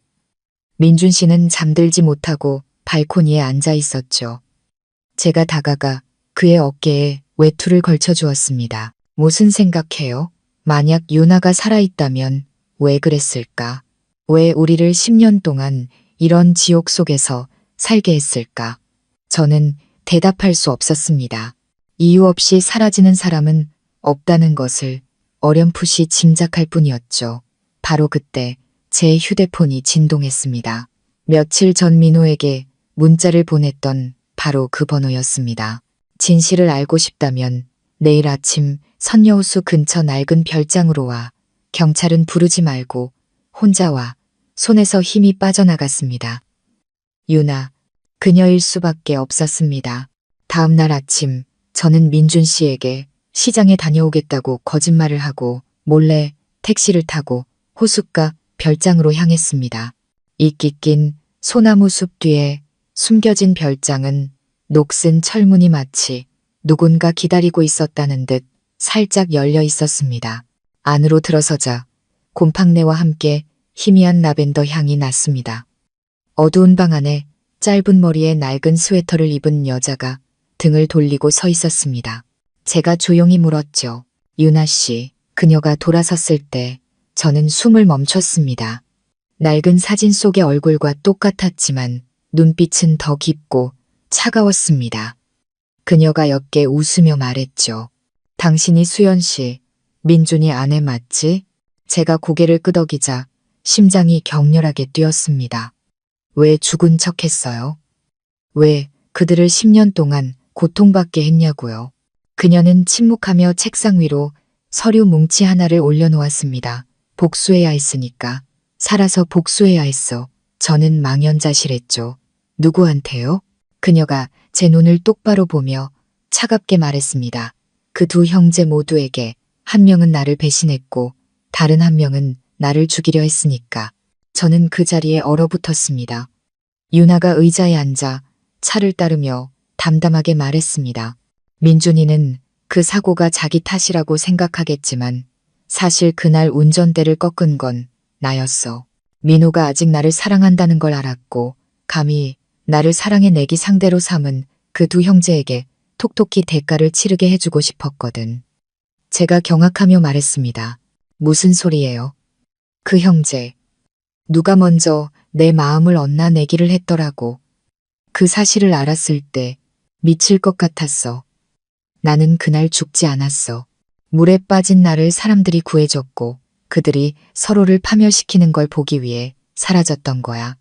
제가 떨리는 목소리로 말했습니다. 당신 때문에 그들이 10년 동안 악몽 속에서 살았어요. 그래, 유나가 비웃었죠. 자업자득이지. 그런데 이제 와서 민준이가 새로운 사람을 찾은 것 같아서 더는 가만히 있을 수가 없었어. 그녀가 다가왔습니다. 그녀의 눈에는 질투심이 번뜩였죠. 넌 이해 못해, 수연아. 내가 잃어버린 것을 다른 누구도 가져서는 안 돼. 제가 뒷걸음질 쳤습니다. 뭘 하려는 거예요? 그가 말하는 그 병 말이야. 내가 만들어준 거야. 내가 남긴 약 때문에 평생 여자를 가까이 할 수 없을 거라는 죄책감에 시달리게 만들었지. 저는 온몸이 차갑게 식는 것을 느꼈습니다. 당신, 그에게 무슨 짓을 한 거예요? 유나가 섬뜩한 미소를 지었습니다. 그저 작은 약을 좀 썼을 뿐이야. 내가 사라지기 전 그날 밤 그는 내가 남긴 것 때문에 평생 악몽에 시달리게 됐지. 바로 그때 밖에서 소리가 들리더니 문이 벌컥 열렸습니다. 민준 씨였습니다. 그의 얼굴은 창백했고 눈은 붉게 충혈되어 있었죠. 그가 외쳤습니다. 유나, 너 정말 살아있었던 거야. 그녀가 목맨 웃음을 터뜨렸습니다. 아주 때맞춰 왔네, 민준아. 아직 너한테 갚지 못한 마지막 빚이 있거든. 그녀가 주머니에서 번쩍이는 금속 물체를 꺼내 들었습니다. 제가 소리쳤죠. 민준 씨, 조심해요. 제 외침이 끝나기가 무섭게 민준 씨가 달려들어 유나의 손에서 금속 물체를 3개 쳐냈습니다. 그것은 낡은 별장과 어울리지 않는 작은 권총이었습니다. 세 사람 모두 숨을 죽인 채 서 있었고 낡은 기와 지붕 위로 쏟아지는 빗소리와 바람 소리만 들렸습니다. 유나가 뒤틀린 미소와 붉어진 눈으로 민준 씨를 보았습니다. 왜, 죽는 게 무서워? 민준 씨가 거친 숨을 몰아쉬며 떨리지만 단호한 목소리로 말했습니다. 아니, 네가 또다시 사라지는 게 무서울 뿐이야. 가식 떨지 마. 유나가 소리치며 권총을 다시 주우려 했습니다. 넌 날 배신했어. 너희 형제 둘 다 나를 장난감 취급했다고. 제가 그들 사이에 끼어들며 외쳤습니다. 유나 씨, 제 말 좀 들어봐요. 민준 씨는 누구와도 사랑을 두고 내기한 적 없어요. 그녀가 멈칫했습니다. 그녀의 눈이 흔들렸죠. 네가 뭘 안다고 짓거려. 제가 숨을 깊게 들이마시고 빠르게 말했습니다. 민호 씨가 다 말해줬어요. 모든 건 오해였어요. 그 해에 민호 씨가 질투심과 자격지심 때문에 두 형제가 내기를 했다고 당신에게 거짓말한 거예요. 민준 씨는 전혀 모르는 일이었어요. 유나는 그 자리에 굳었습니다. 총을 든 그녀의 손이 떨렸죠. 그럴 리가 없어. 민호가 자기 입으로. 민준 씨가 고개를 저으며 갈라진 목소리로 말했습니다. 난 그런 적 없어. 그런 일은 존재하지도 않았으니까.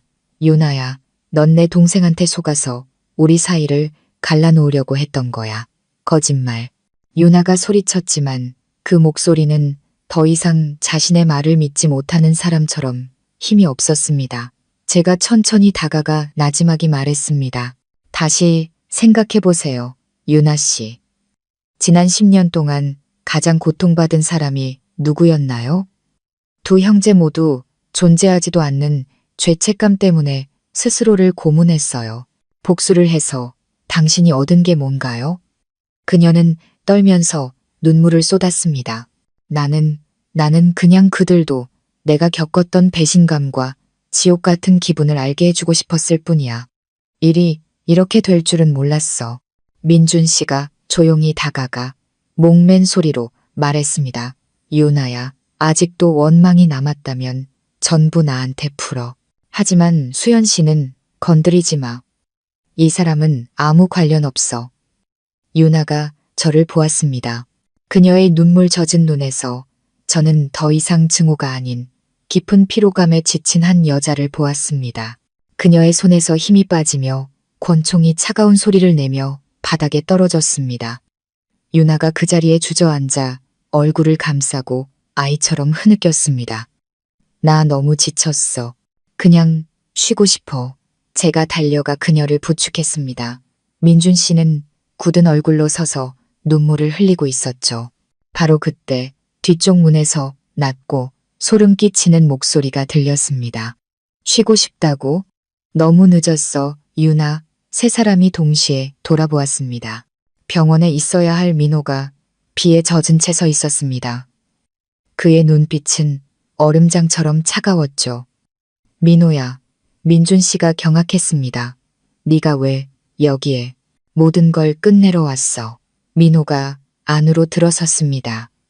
그의 손에는 작은 USB가 들려 있었죠.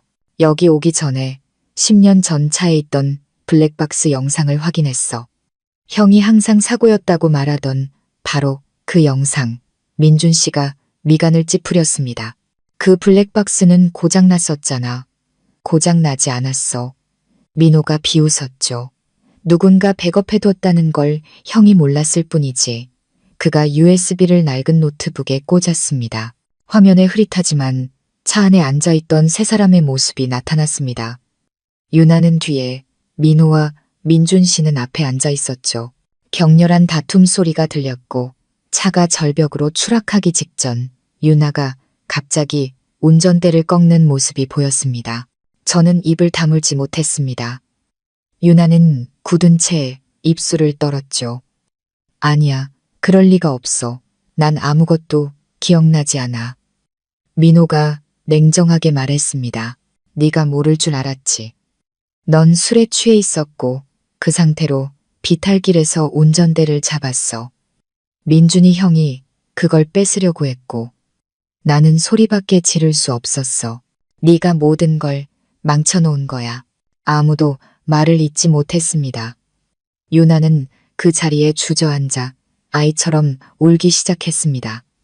민준 씨가 다가가 동생의 어깨에 손을 얹었습니다. 민호야, 이제 그만해. 모든 건 끝났어. 민호가 형을 보았습니다. 그의 눈은 찢어질 듯한 고통으로 가득 차 있었죠. 형은 알아? 지난 10년 동안 내가 어떻게 살았는지, 형이 배신한 줄 알고, 유나가 죽은 줄 알고, 모든 게 형 탓인 줄 알았다고, 증오심 때문에 미쳐버릴 것 같았어. 민준 씨가 동생을 꽉 껴안으며 목맨 소리로 말했습니다. 미안하다. 전부 내 잘못이야. 내가 처음부터 사실대로 말했다면 네가 그렇게 고통받지 않았을 텐데. 무거운 침묵 속에서 유나는 책상에 엎드려 흐느꼈습니다. 제가 다가가 마른 수건을 건네주었죠. 이제 아셨죠, 유나 씨. 복수라는 게임에서는 아무도 승자가 될 수 없어요. 그녀가 눈물 젖은 얼굴을 들며 나지막이 말했습니다. 내가 틀렸어. 10년 동안 유령처럼 살면서 증오만 키웠어. 오늘 모든 걸 끝낼게. 그녀가 주머니에서 접힌 종이를 꺼냈습니다. 유언장이었죠. 내 이름으로 된 모든 재산은 보유권에 기부하기로 했어. 나는 여기서 떠나 외국에서 치료받을 거야. 다시는 돌아오고 싶지 않아. 민준 씨가 오랫동안 그녀를 바라보더니 작게 고개를 끄덕였습니다. 네가 평안하길 빌게. 유나가 희미하게 웃으며 저를 돌아보았습니다. 고마워요, 수연 씨. 당신이 아니었다면 난 아마 나 자신이나 그들을 죽였을 거예요. 저는 그녀를 꽉 안아주었습니다. 그 순간 저는 온갖 풍파를 겪고 마침내 과거를 놓아주려는 한 여자의 온기를 느꼈습니다. 밤이 깊어지고 유나는 이른 차를 타고 떠났습니다. 민호는 유리창 너머로 그녀의 모습이 사라질 때까지 조용히 지켜보며 눈물을 흘렸죠. 민준 씨가 동생의 어깨를 감싸며 말했습니다. 지난 10년의 빚은 이걸로 다 갚았다고 생각하자. 민호가 작게 고개를 끄덕이며 목맨 소리로 말했습니다. 고마워, 형. 그리고 수연 씨도. 두 사람이 아니었다면 난 영원히 어둠 속에서 살았을 거야. 저는 미소 지었지만 마음은 여전히 무거웠습니다. 어떤 상처는 바로 아물지 않는다는 것을 알기 때문이었죠. 다음 날 아침 모든 것이 평온해진 듯 했을 때 저는 집 문 앞에 놓인 발신이 넘는 봉투 하나를 발견했습니다. 안에는 공항에 서 있는 유나의 최근 사진이 들어 있었습니다. 그녀의 뒤에는 검은 외투를 입은 한 남자의 모습이 보였는데 얼굴 절반이 가려져 있었죠. 사진 뒷면의 글귀가 제 등골을 서늘하게 만들었습니다. 모든 게 끝났다고 생각하지 마. 정말로 브레이크를 고장낸 범인은 아직 드러나지 않았으니까. 저는 사진을 꽉 쥐었습니다. 심장이 바닥으로 떨어지는 것 같았죠. 또 다른 누군가 10년 전 사고에 개입했던 제사의 인물이 있었습니다. 등 뒤에서 민준 씨의 발소리가 들렸습니다. 그가 물었죠.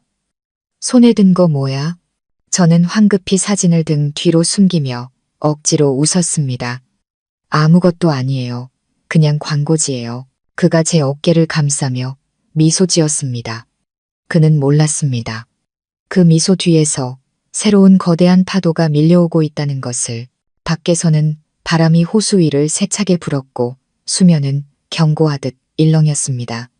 과거는 아무리 묻어도 결코 잠들지 않는다는 듯이 그날 아침 하늘은 이상할 정도로 흐렸고 집 앞 호수는 계속해서 파도가 일었습니다.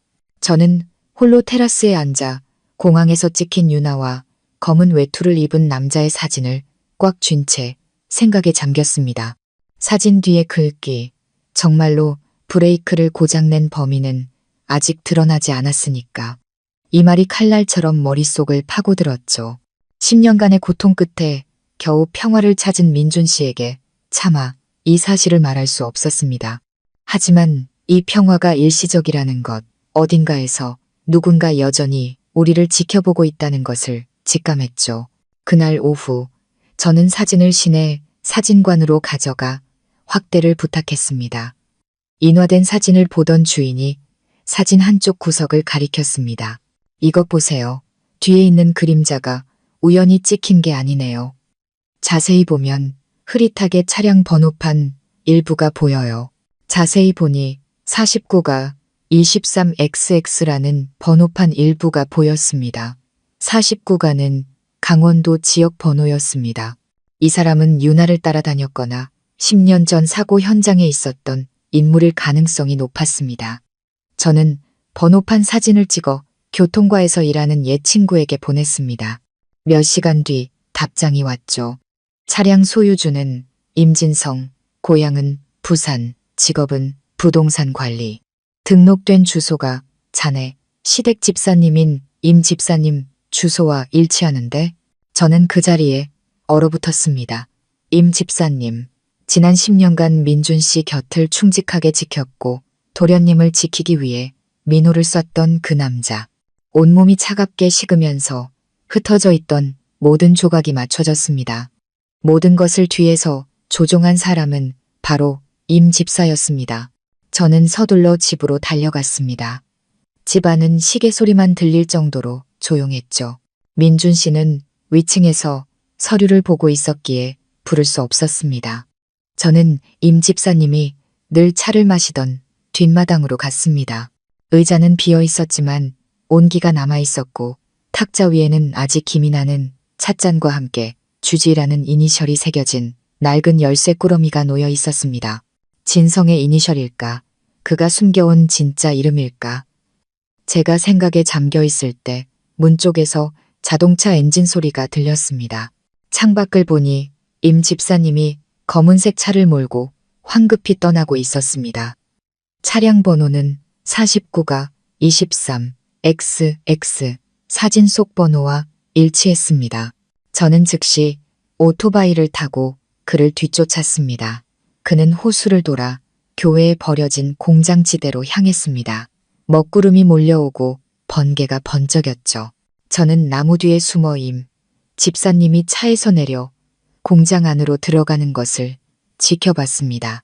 조심스럽게 다가가 보니 안쪽 작은 방에서 새어나오는 불빛과 함께 임 집사님의 갈라진 목소리가 들렸습니다. 그는 통화 중이었죠. 모든 게 계획대로 됐어. 민준이와 민호는 서로를 완전히 믿게 됐고 유나는 곧 떠날 거야. 10년 계획이 완벽하게 성공했어. 저는 그 자리에 얼어붙었습니다. 10년 계획이라니. 그의 목소리가 소름 끼치게 이어졌습니다. 유나가 죽음을 위장한 후 내가 그녀를 강원도 밖으로 빼내 신분을 숨겨줬지. 그녀는 자기가 두 형제에게 복수하는 줄 알았겠지만 사실 내 손안에 장기말에 불과했어. 저는 비명을 지를 뻔했습니다. 대체 왜? 임 집사의 목소리가 낮게 깔렸습니다. 오래전 저놈들 애비인 강태진 회장이 내 땅과 사업을 전부 빼앗아 갔어. 그 때문에 내 아내와 아이는 모든 걸 잃었지. 나는 강씨 집안이 똑같이 대가를 치르게 하겠다고 맹세했어. 결국 지난 10년간의 모든 비극은 그의 복수극이었습니다. 유나, 민준, 민호는 그저 대를 이은 증오의 희생양이었던 거죠. 바로 그때 제 휴대폰이 진동했습니다. 민준 씨의 문자였죠. 수현아, 어디야? 오토바이가 안 보이네. 제가 답장을 하기도 전에 거친 손이 제 어깨를 낚아챘습니다. 들을 만큼 들었나? 돌아보니 임 집사가 차가운 눈빛으로 서 있었습니다. 그의 손에는 작은 칼이 번뜩이고 있었죠. 제가 떨며 뒷걸음질 쳤습니다. 왜 그런 짓을 했어요? 그들은 아무 잘못도 없잖아요. 그가 비웃었습니다. 잘못이 없어? 그 집안은 내 피눈물 위에서 부유하게 살았어. 나는 모든 걸 잃었는데 그들은 모든 걸 가졌지. 이제 마지막 한 걸음만 남았어. 모든 걸 되찾을 거야. 그가 다가오는 순간 저는 옆에 있던 나무 의자를 그에게 던지고 문 밖으로 뛰쳐나갔습니다. 뒤에서 그의 고함 소리가 들렸죠. 거기서 밖에는 비가 쏟아지고 있었습니다. 저는 미끄러져 넘어졌지만 다시 일어나 달렸습니다. 등 뒤에서 발소리가 바짝 따라붙었죠. 저는 달리면서 휴대폰에 소리쳤습니다. 민준 씨, 구해줘요. 호숫가 폐공장이에요. 임 집사가 모든 일의 배우였어요. 그의 다급한 목소리가 들렸습니다. 끊지 말고 있어. 바로 갈게. 저는 공장 끝 작은 오두막에 숨었습니다. 임 집사가 주변을 돌며 으르렁거렸죠. 숨을 수 있을 것 같아. 10년을 준비한 내 계획을 호기심 많은 여자 하나 때문에 망칠 순 없지. 그의 발소리가 점점 가까워졌습니다. 문이 벌컥 열리고 손전등, 불빛이 제 얼굴을 비췄습니다. 제가 눈을 감고 비명을 지르려는 순간 칼날 대신 우렁찬 고함 소리가 들렸습니다. 그 여자한테서 손때 민준 씨가 달려와 임 집사를 덮쳤습니다.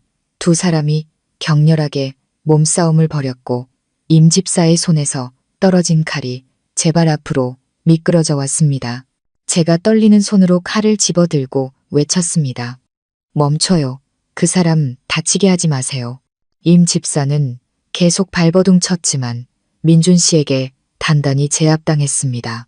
그의 얼굴은 피투성이었지만 눈에는 증오가 가득했죠. 네가 이긴 줄 알지, 민준아. 내가 내 가족을 박살낸 것처럼 너도 모든 걸 잃는 기분을 맛보게 될 거다. 틀렸어. 민준 씨가 으르렁거렸습니다. 당신은 아무도 파괴하지 못했어. 스스로를 파괴했을 뿐이지.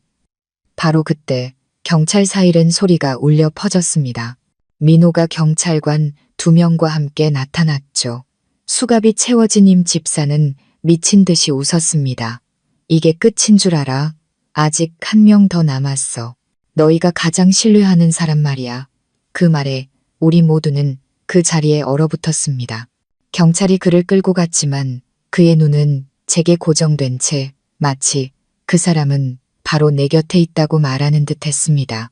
저는 주위를 둘러보았습니다. 민호는 저를, 민준 씨는 굳은 얼굴로 제 손을 잡고 있었죠. 폭우 속에서 저는 방금 전의 증오보다 더 무서운 무언가가 우리 사이에 스쳐 지나갔음을 느꼈습니다. 어쩌면 어둠 속에서 모든 것을 조종하는 또 다른 사람이 있는 것은 아닐까요? 경찰이 임 집사를 데려간 후 집안은 무거운 침묵에 잠겼습니다. 민준 씨는 젖은 옷 그대로 바닥에 주저앉아 있었고 민호는 벽에 기댄 채 떨고 있었습니다. 제 머릿속에서는 임 집사의 마지막 말, 너희가 가장 신뢰하는 사람이라는 말이 피 묻은 종소리처럼 계속 울렸습니다. 이 방에 남은 사람은 우리 셋뿐이었습니다. 모두가 지쳤고 상처 입었죠. 하지만 저는 민호가 형을 바라보는 눈빛에서 연민과 함께 미묘한 의심을 보았습니다. 그날 밤 집으로 돌아왔을 때 민준 씨는 거의 말이 없었습니다. 제가 그의 손에 난 상처를 치료해주자 그가 나지막이 물었죠. 수연아, 당신은 그 사람 말을 믿어? 저는 그를 올려다보며 천천히 대답했습니다. 모르겠어요. 하지만 제 직감은 그가 거짓말을 하지 않았다고 말해요. 그가 고개를 끄덕이며 제 손을 잡았습니다. 그의 눈빛은 깊었습니다. 정말로 또 다른 누군가가 있다면 내가 직접 찾아낼 거야. 하지만 무슨 일이 있어도 내 곁을 떠나지 않겠다고 약속해줘. 제가 그의 손을 꽉 잡았습니다. 약속할게요. 이틀 후 경찰이 찾아와 임 집사가 유나의 죽음을 위장한 모든 계획을 자백했지만 제사의 인물에 대해서는 입을 다물었다고 전했습니다. 그는 그저 그 사람은 너희의 믿음 속에 숨어 있다는 말만 반복했다고 합니다. 오후에 민준 씨가 잠시 나간 사이 저는 서재를 정리하다 유나의 일기장 사이에 끼워진 낡은 갈색 봉투를 발견했습니다. 봉투에는 이것을 발견한 사람은 소나무 언덕에 있는 우리 옛집으로 가시오. 모든 해답은 그곳에 있소라고 적혀 있었습니다. 저는 잠시 망설이다 민준 씨에게 말하지 않고 혼자 그곳으로 차를 몰았습니다. 불길한 예감이 들었죠. 언덕 위에 고립된 옛집은 이끼로 뒤덮여 있었습니다. 녹슨 철문을 지나자 거실에서 희미한 불빛이 새어나왔습니다. 누군가 먼저 와 있었습니다. 제가 숨을 죽이고 안으로 들어서자 먼지 쌓인 테이블 위에 김이 나는 찻잔이 놓여 있었습니다. 등 뒤에서 목소리가 들렸죠. 왔군요. 수연 씨. 돌아보니 민호가 피곤한 미소와 함께 차가운 눈빛으로 앉아 있었습니다. 민호 씨, 여긴 어떻게? 그가 말했죠. 당신에게 사진을 보낸 사람이 바로 나니까. 저는 그 자리에 얼어붙었습니다. 민호가 씁쓸하게 웃었습니다. 당신은 진실을 알아야 했어요. 임 집사가 왜 그렇게 쉽게 내 편을 들었는지 궁금하지 않았나요? 그는 나를 감시했을 뿐만 아니라 처음부터 민준이 형이 나를 통제하기 위해 고용한 사람이었어요. 민준 씨가 임 집사를 고용했다고요? 그래, 바로 그 형이 사고 후에 내가 어리석은 짓을 할까봐 감시하라고 시켰지. 하지만 나중에 임 집사가 우리 집안의 어두운 과거를 알게 되면서 그걸 역이용한 거야. 민호가 낡은 서류 뭉치를 테이블 위로 던졌습니다. 민준 씨와 임 집사 사이의 계약서였죠. 강민호를 감시하고 유나라는 이름의 어떤 인물과도 접촉하지 못하게 할 것. 저는 떨리는 손으로 서류를 보았습니다. 민준 씨의 서명이 분명했습니다. 왜 이런 짓을? 형은 유나가 돌아오는 게 두려웠거든. 자기 비밀이 드러날까봐 제가 다그쳤습니다. 무슨 비밀이요? 민호가 칼날 같은 눈빛으로 저를 보며 말했습니다. 그 사고, 브레이크를 자른 사람은 임 집사가 아니야. 민준이 형이었어. 온몸이 마비되는 것 같았습니다. 그럴 리가. 형은 아버지의 거액의 빚을 없애기 위해 사고를 위장하려 했어. 유나가 그걸 알고 폭로하려 하자 그녀를 사라지게 만들어야 했던 거야. 민준 씨에 대한 모든 사랑과 믿음이 무너져 내리는 것 같았습니다. 증거 있어요? 저 바닥 아래 상자 직접 확인해봐. 제가 무릎을 꿇고 낡은 마룻바닥을 드러내자 낡은 공구와 잘린 브레이크 선 그리고 민준 씨가 서명한 차량 인수증이 들어있는 나무 상자가 나타났습니다. 심장이 산산조각 나는 것 같았죠. 바로 그때 문 쪽에서 소리가 들렸습니다. 민준 씨가 차가운 얼굴로 들어섰습니다. 민호야, 넌 멈출 줄을 모르는구나. 민호가 쏘아붙였습니다. 때 맞춰 왔네. 이번엔 또 뭘 하려고. 날 또 죽이려고. 민준 씨가 다가왔습니다. 그의 눈에는 피로와 함께 단호함이 서려 있었죠. 넌 틀렸어. 난 아무도 죽이지 않았어. 하지만 네가 계속 임 집사가 꾸며낸 거짓말을 믿는다면 우리 모두를 파멸시키게 될 거야. 제가 두 사람 사이에 서서 떨며 말했습니다. 민준 씨, 사실대로 말해줘요. 누가 브레이크를 잘랐어요? 그가 눈물 고인 눈으로 저를 보며 말했습니다. 아버지였어. 회사를 살리기 위해 보험금을 노리고 저지른 일이었지. 하지만 난 그걸 모른 채 그날 운전대를 잡았고 아버지는 그 사실을 알게 된 후 스스로 목숨을 끊으셨어. 나는 민호와 당신이 그 끔찍한 진실을 알게 될까봐 두려워서 모든 걸 숨겼던 거야. 공기가 얼어붙었습니다. 민호는 충격에 빠져 입술을 떨었죠. 아버지가. 어떻게? 사고 바로 다음 날 아침 서재에서 목을 매셨어. 민호가 그 자리에 주저앉아 고통스럽게 울부짖었습니다. 저도 얼굴을 감싸고 눈물을 쏟았죠. 집안은 바람 소리와 빗소리 그리고 찢어지는 듯한 울음소리로 가득 찼습니다. 민준 씨가 동생의 어깨를 잡았습니다. 다 끝났어. 민호야. 더 이상 죽어야 할 사람은 없어. 민호가 눈물 젖은 얼굴로 형을 보았습니다. 그게 전부 사실이라면 형과 나는 모두 아버지의 희생양이었던 거네. 민준 씨가 고개를 끄덕이고는 저를 돌아보았습니다. 그의 눈빛은 애처로웠죠. 이제 당신은 모든 걸 알게 됐어. 당신까지 끌어들이고 싶지 않았는데 나 너무 지쳤어. 수현아. 저는 울음을 터뜨리며 그를 꽉 껴안았습니다.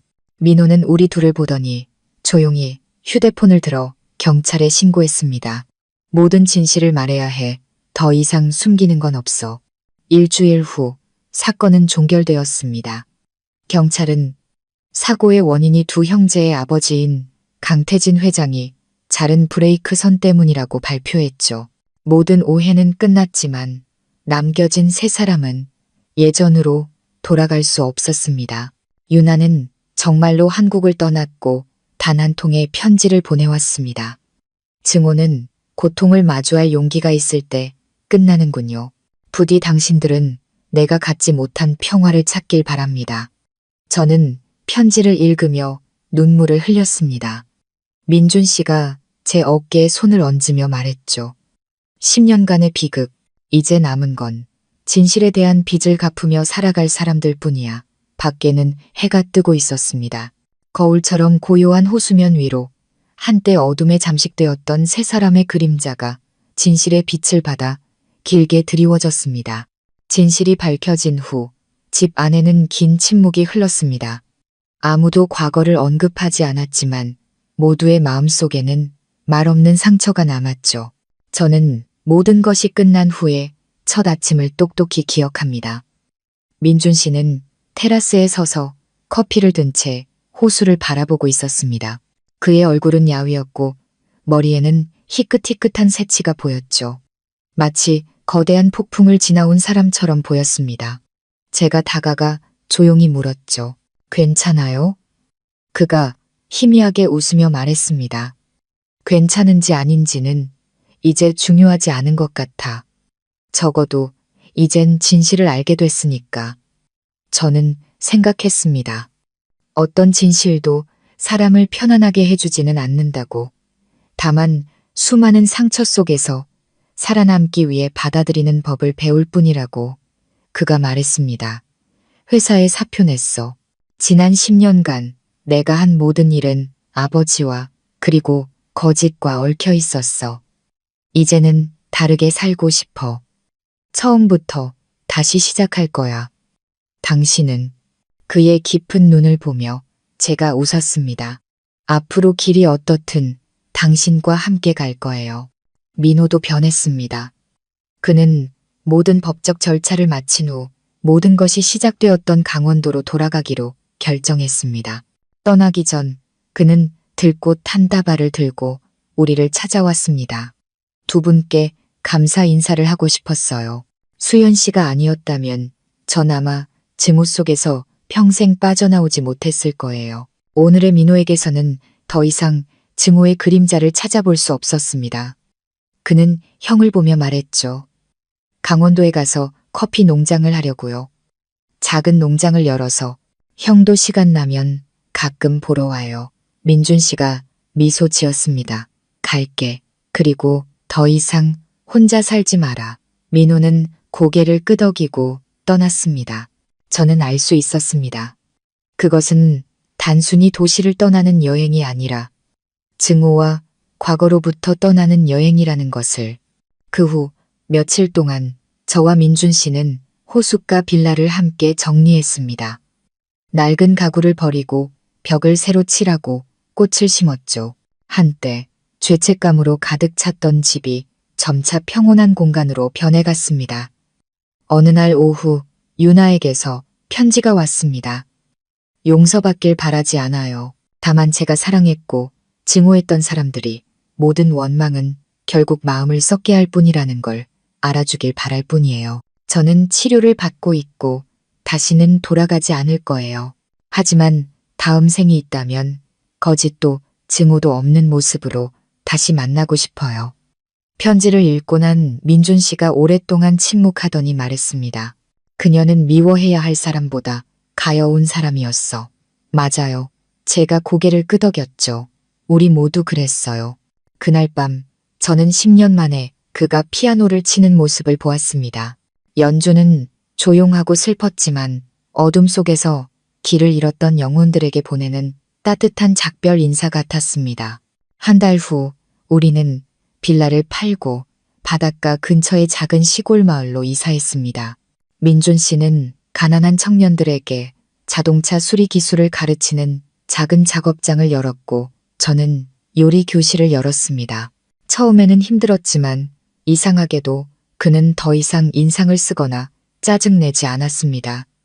우리는 더 많이 웃고 더 많이 이야기했죠. 어느 날 저녁 그가 물었습니다. 수연아, 후회한 적 있어? 제가 미소 지었죠. 후회했다면 신혼 첫날 밤 당신이 사라졌을 때 이미 떠났을 거예요. 하지만 난 남았어요. 당신 안에 아무리 어둠이 많아도 믿을 만한 빛이 있다고 생각했으니까요. 그가 따뜻한 눈으로 저를 보며 목맨 소리로 말했습니다. 고마워. 당신이 없었다면 난 용서가 뭔지 영원히 몰랐을 거야. 제가 그의 손을 잡으며 말했습니다. 용서는 있는 게 아니라 기억하면서도 앞으로 나아가는 법을 선택하는 거예요. 다음에 민호가 우리를 초대했습니다. 다시 만난 그는 더 야위었지만 미소는 무척 온화했습니다. 세 사람은 커피밭이 보이는 언덕에 앉아 안개가 피어오르는 것을 보았습니다. 민준 씨가 술잔을 들었죠. 10년간의 폭풍이 지나고 이제 바람과 평화만이 남았네. 그걸 위해 건배. 우리는 함께 웃었습니다. 그 순간 저는 깨달았습니다. 과거가 아무리 고통스러워도 마음속에 작은 사랑만 남아있다면 사람은 다시 시작할 수 있다는 것을 민호가 나지막이 말했습니다. 아마 아버지도 하늘에서 우리가 이렇게 지내는 모습을 보고 싶어 하실 거야. 1년 후 저와 민준 씨는 바닷가에서 작은 결혼식을 올렸습니다. 민호도 함께였죠. 파도 소리와 웃음소리가 어우러질 때 저는 고통스러웠던 여정이 정말로 끝났다는 것을 알았습니다. 민준 씨가 제 손을 잡고 귓가에 속삭였습니다. 알아? 난 내 인생에 다시는 행복이 없을 거라고 생각했어. 하지만 당신 덕분에 계속 살아가는 법을 배웠어. 저도 눈물 어린 미소를 지으며 대답했습니다. 그리고 저는 완벽하지 않은 사람을 사랑하는 법을 배우면서 진정한 사랑이란 함께 상처를 치유해 나가는 것이라는 걸 깨달았어요. 그날 밤하늘에 불꽃이 터졌습니다. 과거의 파편들이 부서져 내리고 어둠 속에 갇혔던 사람들에게 새로운 새벽이 오는 것 같았습니다. 민호가 모래사장의 나뭇가지로 글씨를 썼습니다. 안녕, 과거. 우리 셋은 파도가 그 글씨를 지워가는 모습을 기도처럼 조용히 지켜보았습니다. 그로부터 3년 후 우리의 삶은 완전히 달라졌습니다. 악몽도 트라우마도 없이 파도 소리와 커피 향이 가득한 평온한 아침만이 계속되었죠. 민준 씨는 작업장에서, 저는 요리 교실에서 아이들을 가르쳤습니다. 민호는 강원도에서 커피를 재배하며 그가 돌보는 보육원 아이들의 소식을 편지로 전해왔습니다. 어느 4월의 오후 민호가 불쑥 찾아왔습니다. 햇볕에 그을린 얼굴로 그가 말했죠. 형, 수연 씨, 고맙다는 말을 하러 왔어요. 두 사람이 아니었다면 전 평생 세상을 마주할 용기를 내지 못했을 거예요. 민준 씨가 웃으며 말했습니다. 누가 누굴 구한 게 아니야, 민호야. 우리는 그냥 함께 어둠 속에서 걸어 나왔을 뿐이지. 그날 저녁, 세 사람은 테라스에 앉아 바다로 지는 노을을 바라보았습니다. 민호는 유나가 외국에서 작은 꽃집을 열고 마침내 나 자신을 용서하는 법을 배웠다는 짧은 엽서를 보내왔다고 전했죠. 그 말을 들은 민준 씨가 말했습니다. 그걸로 된 거야. 각자 자기만의 방식으로 죗값을 치르고 살아갈 기회를 얻었으니까. 시간이 흘러 저와 민준 씨는 몇 명의 아이들을 더 우리 집으로 데려왔습니다. 작은 바닷가 집은 아이들의 웃음소리로 가득 찼죠. 어느 날 밤 제가 물었습니다. 만약 과거에 그런 일이 없었다면 우리 삶은 어땠을까요? 그가 웃으며 말했습니다. 많이 생각해봤어. 하지만 어둠이 없었다면 빛의 소중함을 몰랐을 거야. 그 캄캄한 날들이 없었다면 내가 다시 사랑하고 사랑받을 수 있다는 걸 어떻게 알았겠어. 어느 여름 아침 민호에게서 커피 2포대와 함께 짧은 편지가 도착했습니다. 형, 수현 씨. 올해 커피 농사가 풍년이라 평안이라는 이름의 작은 카페를 열었어요. 커피를 내릴 때마다 두 사람이 해준 말을 떠올려요. 용서는 있는 게 아니라 기억하면서도 앞으로 나아가는 것이라고. 저 이제 해냈어요. 민준 씨가 편지를 읽고 미소 지었습니다. 그 녀석 정말로 어른이 됐네. 제가 물었죠. 당신은요? 이제 마음이 편안해졌어요? 그가 환한 눈으로 저를 보았습니다. 태어나서 처음으로 이렇게 평온한 기분이야. 더 이상 어떤 악몽도 나를 쫓아오지 않아. 저는 제 인생의 가장 길었던 일기장의 마지막 페이지를 채웠습니다. 12개의 이야기, 한 사람의 12년, 눈물과 고통, 그리고 부활의 흔적이 담긴 글이었습니다. 인생에는 다시 일어설 수 없을 것 같은 순간들이 있다. 하지만 마음속에 작은 서남이 남아있고 누군가 손을 잡아준다면 우리는 다시 걸어갈 수 있다. 용서는 다른 사람을 위한 것이 아니라 바로 나 자신을 구원하는 것이다. 저는 일기장을 덮고 하늘을 보았습니다. 노을이 바다를 붉게 물들이고 있었고 민준 씨와 아이들이 저를 향해 달려오고 있었습니다. 그가 커다란 소라 껍데기를 들어 올리며 외쳤죠. 수연아, 이것 봐. 예쁘지? 저는 눈물 어린 미소를 지었습니다. 그 순간 저는 모든 고통이 씻겨나갔다는 것을 알았습니다. 운명에 짓밟렸던 우리는 마침내 가장 소중한 것, 바로 용서와 마음의 평화를 찾은 것입니다. 밤이 깊어지고 저는 그의 어깨에 머리를 기댄 채 파도 소리를 들었습니다. 과거는 잠들었고 충만하고 완전한 현재만이 남아 있었습니다.